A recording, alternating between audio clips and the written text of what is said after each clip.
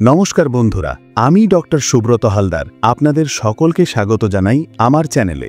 আজ আমরা আলোচনা করব ভারতের একটি অতি গুরুত্বপূর্ণ ভূরাজনৈতিক বিষয় নিয়ে, পহেলগাঁও জঙ্গি হামলা, অপারেশন সিন্দুর ও আসন্ন সন্ত্রাসের নতুন রূপ। আসুন সত্যের মুখোমুখি হই খবর এবং জ্যোতিষভিত্তিক বিশ্লেষণের সাহায্যে। বন্দে মাতারম। 22 এপ্রিল 2025 জম্মু ও কাশ্মীরের পহেলগাঁওতে ভয়াবহ জঙ্গি হামলায় নিহত হন 26 জন নিরীহ পর্যটক।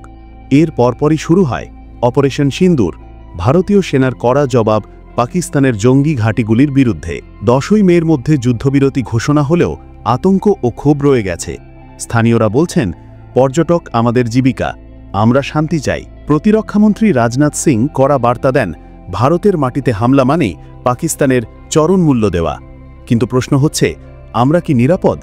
জ্যোতিষ ও সাম্প্রতিক রাজনৈতিক পরিস্থিতি বিশ্লেষণ করে আমি বলছি, আগস্টের শেষ থেকে সেপ্টেম্বরের মাঝামাঝি পর্যন্ত নতুন রূপের সন্ত্রাস দেখা দিতে পারে, যেখানে থাকবে না কোনো পরিচিত সংগঠনের ছায়া। সাধারণ ব্যক্তি কিংবা ছোট গোপন গোষ্ঠী বিদেশি অর্থায়নে এরা হামলা চালাতে পারে। ভারতের জন্মকুণ্ডলিতে ষষ্ঠ অর্থাৎ শত্রু ও অষ্টম অর্থাৎ গোপন ষড়যন্ত্র সক্রিয়তা এই আশঙ্কা বাড়ায়। উত্তরপ্রদেশে ইতিমধ্যেই ড্রোন নজরদারি ও নিরাপত্তা বাড়ানো হয়েছে। 25 জুন থেকে 2রা জুলাই মঙ্গল গ্রহ সিংহ রাশিতে শত্রুর উগ্রতা বাড়াবে। সেই সময়ই ষড়যন্ত্র তুঙ্গে উঠবে। পহেলগাঁও হামলায় একজন স্থানীয় সহযোগিতা করেছিল, যা চিন্তার বিষয়। ভারতীয় নিরাপত্তা সংস্থা এবং বিএসএফ ইতিমধ্যে বহু নথিবিহীন অনুপ্রবেশকারীকে ধরেছে, বাংলাদেশি পরিচয়ে ভুয়ো নথিসহ।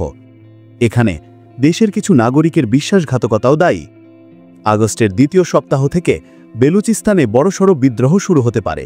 বেলুচ লিবারেশন আর্মি পাকিস্তানের সেনা ঘাঁটিতে হামলা চালাতে পারে, ফলে পাকিস্তান হয়ে পড়বে দুর্বল। তবে সেই হতাশা থেকেই ভারতে নতুন ষড়যন্ত্র ছকতে পারে। এই গ্লোবাল বিশৃঙ্খলার মাঝে ভারতকে থাকতে হবে সর্বোচ্চ সতর্কতায়।